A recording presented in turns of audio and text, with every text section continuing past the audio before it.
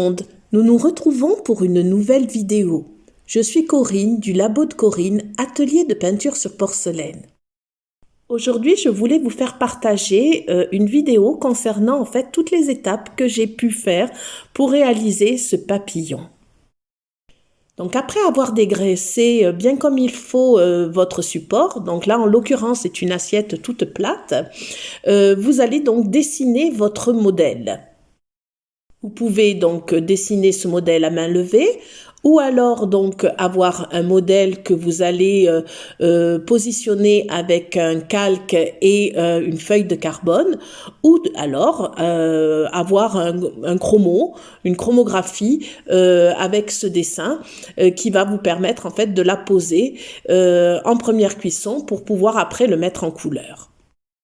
Il y a différentes manières en fait de mettre un dessin sur un support de porcelaine selon le niveau bien évidemment que nous avons. Celui qui sait dessiner, bien sûr va se régaler à dessiner à main levée. Celui qui aime bien avoir des modèles et surtout très détaillés et ne veut absolument suivre rigoureusement le modèle peut le reporter sur sa porcelaine donc avec un calque et un carbone. Et quant à celui qui a quelques appréhensions ou qui veut reproduire plusieurs fois son modèle sur différentes assiettes, par exemple si vous faites une série de 6 assiettes, alors là peut-être donc si vous avez manqué un petit peu de pratique, vous pouvez effectivement utiliser un chromo. Donc, pour ce papillon, j'ai décidé donc de le mettre avec de nombreuses couleurs. Avec l'arrivée du printemps, j'ai voulu en fait qu'il soit très très coloré. J'avais envie vraiment de ça. Et donc j'ai utilisé donc des couleurs qui ont plutôt tendance à être tournées vers les roses, les pourpres, des bleus. Et un jaune, voilà, et puis avec quelques petites pointes de noir. Donc pour commencer, j'ai décidé donc de faire les contours de mon dessin à la plume avec un rose, un prune. Pour le coup, j'ai pris un prune. Alors voilà, différentes façons là aussi de préparer sa couleur. Pour la plume. Il existe de nombreux produits pour cela. Donc, vous avez soit votre couleur qui est déjà prête au MX54, donc c'est en l'occurrence que moi j'utilise pour préparer mes couleurs. Vous la rallongez avec un petit peu d'essence de lavande, c'est ce que j'ai fait donc sur ce sujet, et pour qu'il y ait une consistance encre, et après bon bien sûr vous faites vos contours. Vous avez également des médiums qui sont destinés à cette à la plume, qui sont déjà tout prêts, qu'on appelle médium d'écriture. Alors là, vous avez de nombreux endroits où vous pouvez les trouver sous le nom donc de médium d'écriture. Voilà, que vous allez préparer avec votre pigment. Ensuite, vous avez des médiums qui sont plus. Alors on dit au sucre, en fait, c'est un médium qui va sécher très très vite, parce qu'en l'occurrence, nos anciens, quand ils préparaient leur couleur, utilisaient donc de l'eau et du sucre qu'ils allaient mélanger avec leurs pigments afin de faire donc des petits détails comme ça à la plume. Et donc ça, c'est encore une autre façon donc de passer la plume. Alors, moi, dans mon cas, j'ai juste rallongé ma couleur avec un petit peu de lavande. L'avantage donc par exemple de la façon dont on fait au sucre, je reviens un petit peu là-dessus, c'est que votre trait, en fait, vos contours vont sécher très très vite. Vous n'allez pas être obligé de faire une cuisson intermédiaire. Si vous avez un petit peu peur de perdre votre modèle, en fait, voilà. Donc, ensuite, j'ai utilisé différentes couleurs. Donc là, en ce qui concerne ce jaune, c'est pas vraiment un jaune, il s'appelle orange titane. Donc j'ai utilisé cette couleur pour relever un petit peu les autres couleurs, bien que quand même en utilisant du prune, du rose carmin, des bleus, bleu océan, différents bleus en fait. En fait, j'ai regardé juste tout à fait dans ma palette. Et puis j'ai choisi celle qui me faisait plaisir. Donc l'idée c'est vraiment d'utiliser des couleurs qui vous plaisent, mais qui se coordonnent bien entre elles, afin de travailler sur votre papillon ou autre chose d'ailleurs. Donc pour le coup, plusieurs techniques sont utilisées, mais si vous avez l'habitude de me suivre, vous savez tout à fait que ma méthode personnelle est beaucoup axée sur le balayage. Alors, le balayage, comme je le dis très souvent, mais bon, j'ai toujours peur de me répéter dans les vidéos parce que bon, au bout d'une soixantaine de vidéos, il est bien évident que j'ai pas des techniques qui changent, hein, c'est juste les modèles qui changent. C'est surtout, on a tous une manière de peindre et bon, mais la mienne, elle est instinctive maintenant et voilà, elle est très axée sur le balayage. Donc, poser des couleurs, les fondre entre elles, être souple du poignet, voilà, et puis plutôt se régaler donc à peindre sans vraiment avoir de réflexion sur la technique en fait, hein. Il y a bien longtemps que je me suis affranchie des techniques et qu'elles viennent spontanément. Donc bien évidemment, au moment où je peins, je sais pas où je vais en fait, hein, donc j'ai juste choisi mes couleurs, ça c'est ce que je fais régulièrement, c'est-à-dire que je choisis ma palette de couleurs que j'ai décidé d'utiliser et je n'en sors pas. Je reste là-dessus. Je prévois toujours des couleurs qui peuvent même être un petit peu mélangées. Par exemple, si vous avez choisi un rose carmin, ben on peut très très bien y mettre un petit peu de bleu dedans et puis ça va varier légèrement la couleur. Et voilà, donc je reste dans ma palette. Je cherche pas à en sortir une fois que c'est choisi. Mais après, bon ben voilà, j'avance tranquillement. Je me dis tiens, qu'est-ce que je vais faire, voilà. Je prends le temps de me laisser aller sans avoir d'idée de ce que ça va rendre au final. Donc enfin, c'est comme ça, moi, que je conçois la peinture, comme je n'aime pas, je n'ai pas de support de copie, enfin, ou pour reproduire. Alors, si vous voulez reproduire ça, c'est sûr que vous allez regarder plus en détail ce que j'ai fait, où j'ai mis les couleurs, pour que si vous avez peut-être des petites hésitations sur la façon dont vous allez coordonner vos couleurs, je peux comprendre que vous allez vous appuyer donc sur le modèle, mais moi là en l'occurrence quand j'ai peint et quand je suis en train de filmer la vidéo, voilà, je me laisse aller et je sais absolument pas vers où je veux aller. Le papillon, c'est pour ça que je l'ai un petit peu contourné parce que comme il y avait énormément de détails dans ma façon de dessiner ce papillon, je ne voulais absolument pas comment dire, perdre cette symétrie, parce qu'en fait c'est ça le problème du papillon, c'est que faut garder au maximum la symétrie, et ce qui est pas toujours évident de garder cette symétrie. Et puis justement pour faire opposition à la symétrie, je trouvais que de travailler sur le rond c'était assez intéressant autour, le rond, les bulles, voilà, le côté léger du sujet. Alors de nombreuses vidéos ont été faites sur la technique du balayage. Vous savez comment je fais, je travaille donc en posant la couleur ou les couleurs selon et avec la brosse à balayage. Donc ce sont souvent des pinceaux qui sont destinés au pastel que j'utilise, mais ça m'arrive aussi d'avoir sous la main le premier pinceau qui me vient, c'est un putois, ce qu'on appelle un putois, ce sont toujours des brosses qui restent sèches et qui vont donc venir faire comment dire, je vais brosser un petit peu la couleur afin de la fondre avec donc le pinceau, la brosse sèche. tel comme je dis très souvent, un blush. Quand on se maquille, on pose d'abord la couleur et puis ensuite on vient flouter la couleur. Donc c'est ce que je fais en règle générale. Donc pendant que vous visionnez cette vidéo, je vous tenais vraiment à remercier toutes les personnes qui m'encouragent comment dire, à continuer dans cette voie de vous faire partager donc toutes ces vidéos. Mais vous savez que pour pouvoir m'aider à soutenir et à persévérer dans cette voie de partage, j'aimerais quand même que vous aussi de votre côté vous m'encouragiez en me mettant soit un pouce, soit un commentaire sous la vidéo.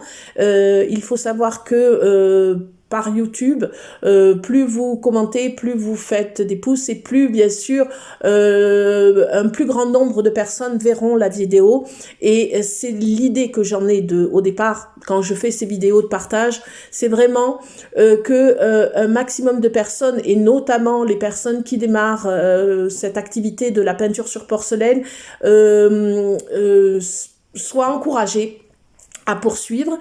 Et vous pouvez sans hésitation, même si vous faites partie d'un club, partager à vos copines ou aux personnes qui sont dans le club, parce que je pense que c'est pas toujours évident. Je me suis rendu compte que dans des clubs il n'y avait pas toujours un professeur et c'est un peu dommage que souvent les personnes sont là un petit peu et sont, comment dire, s'entraident, mais avec les petites connaissances qu'elles ont. Donc ces vidéos, elles sont vraiment là pour vous appuyer. Alors bien sûr, si vous avez un professeur, alors là, faites confiance complètement à votre professeur. L'idée n'est pas de remplacer le professeur, l'idée c'est d'aider vraiment les gens, les personnes qui sont dans leurs ateliers et qui ont des petits problèmes peut-être pour avancer. Vous pouvez également, si vous avez un souci, m'envoyer un message. Dans le meilleur des cas, j'essaye de vous répondre le mieux possible, en tout cas dans ma façon de voir les choses et dans ma façon de voir la peinture sur porcelaine. Donc, un petit pouce, un commentaire, une question et moi une réponse. Et je pense que c'est comme ça que nous avancerons dans ce milieu de la peinture sur porcelaine. N'ayez pas peur de faire des erreurs, n'ayez pas peur de vous tromper, n'ayez pas peur. De toute façon, tant que c'est pas cuit, vous êtes tranquille. Vous pouvez effacer, recommencer. De toute façon, il est important pour vous, pour progresser, de faire, de se tromper, d'avancer et de recommencer. Et c'est comme ça que vous progresserez dans cette pratique qui, parfois, peut impressionner, peut faire peur, voilà. Les gestes sont des gestes qui sont répétitifs et ces gestes répétitifs, c'est c'est ce qui permet en fait d'acquérir sans réfléchir le geste et d'avancer dans votre progression de la peinture.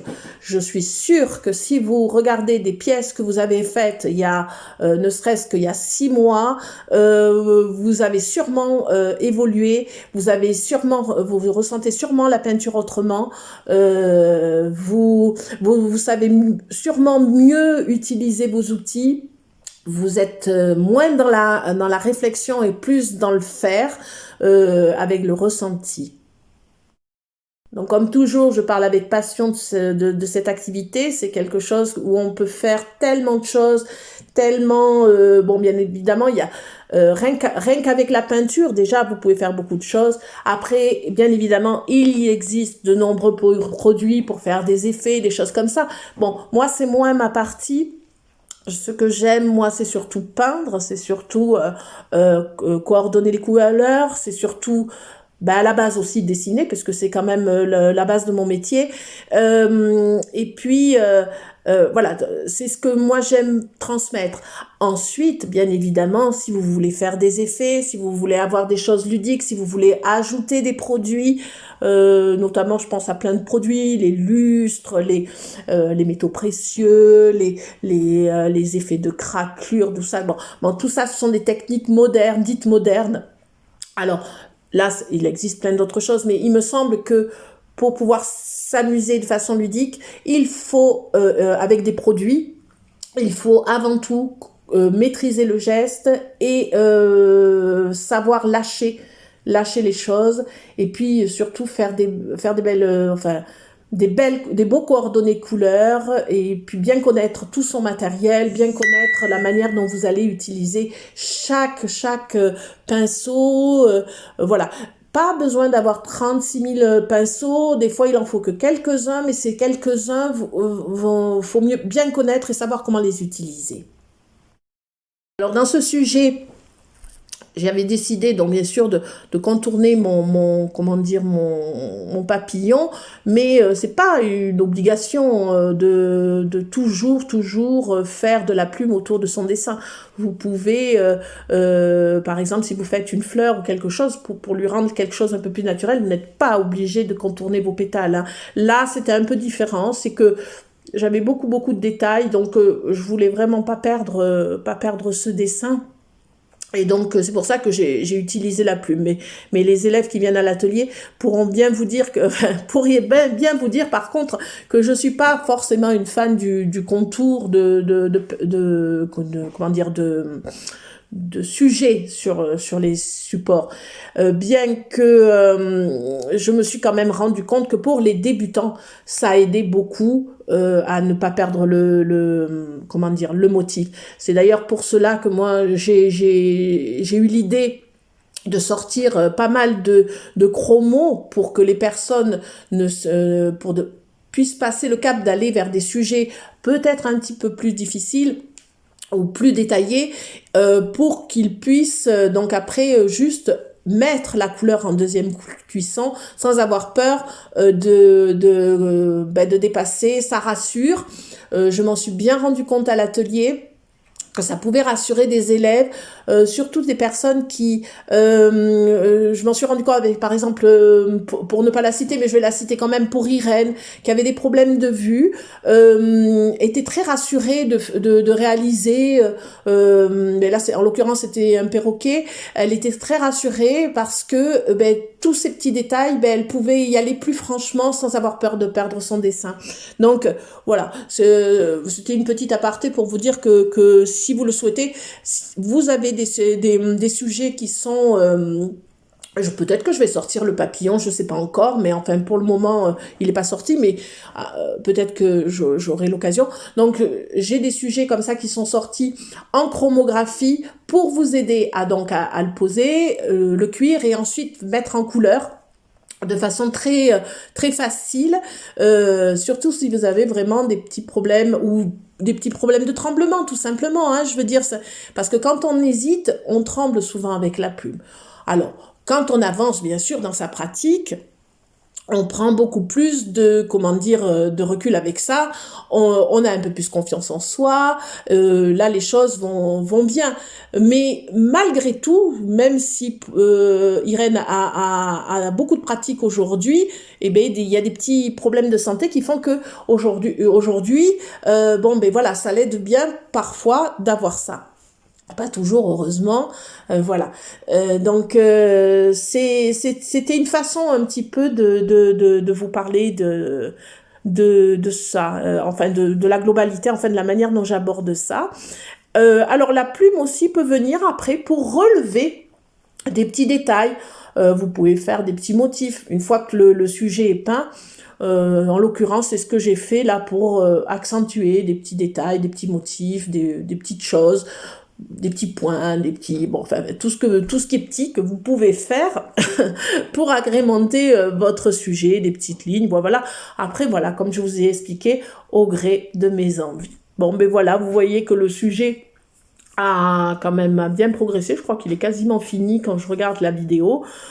Donc, j'espère qu'elle vous aura plu. J'essaye au maximum de faire au plus court parce que je sais que c'est pas toujours évident de suivre une vidéo sur une longue longueur, façon de parler. Donc c'est pour ça que j'ai mis pas mal de choses en rapide, hein, voilà, mais j'espère que quand même ça vous aidera à avancer, à progresser. N'hésitez pas à regarder les anciennes vidéos pour avoir plus de détails, plus d'explications sur sur le balayage, sur la mise de couleur, sur les gommes, sur la plume, enfin surtout parce que bon, je pense que j'ai quand même pas mal mis de détails sur les techniques. Voilà. Bon, ben écoutez, n'oubliez pas le petit pouce, n'oubliez pas un commentaire, n'oubliez pas les questions.